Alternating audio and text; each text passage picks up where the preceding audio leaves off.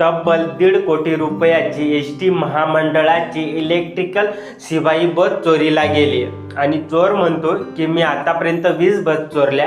नेमकी घटना काय घडली मंडळी ते आज आपण या व्हिडिओच्या मार्फत जाणून घेणार आहोत। नमस्कार मंडळी, मी उत्तम ठाकरे आणि तुम्ही पाहत आहेत आपला विषय। मंडळी, ही जी घटना घडली ही नागपूरमध्ये घडली। आपल्या एसटी महामंडळाची जी इलेक्ट्रिकल बस होती, जी नवीन आलेली शिवाई बस, ती चोरीला गेली।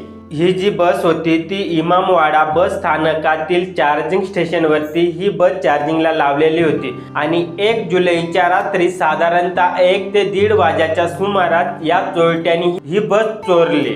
ही जी इलेक्ट्रिकल बस होती त्याची जी किंमत होती ती 1,53,00,000 रुपये इतकी आहे। बस गायब झाल्यानंतर तात्काळ पोलिसांनी शोध मोहीम सुरू केली आणि अवघ्या 8 तासामध्ये अमरावतीच्या राजापेठ या परिसरातून ही बस आणि चोरट्याला पोलिसांनी ताब्यात घेतलं। चौकशी दरम्यान आरोपीने त्याचं नाव विष्णू गणपती निलावर असं सांगितलं। त्यानंतर त्याने जे काही सांगितलं ते ऐकून पोलिसही चक्रावले। आरोपीने कबूल केले त्याने या आधी देखील काही बस चोरल्या होते। जवळपास त्यांनी कबुलीमध्ये सांगितले की मी 20 बस चोरल्या होत्या।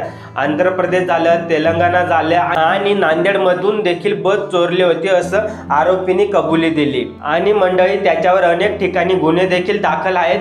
या संपूर्ण प्रकरणाचा सखोल तपास सुरू आहे।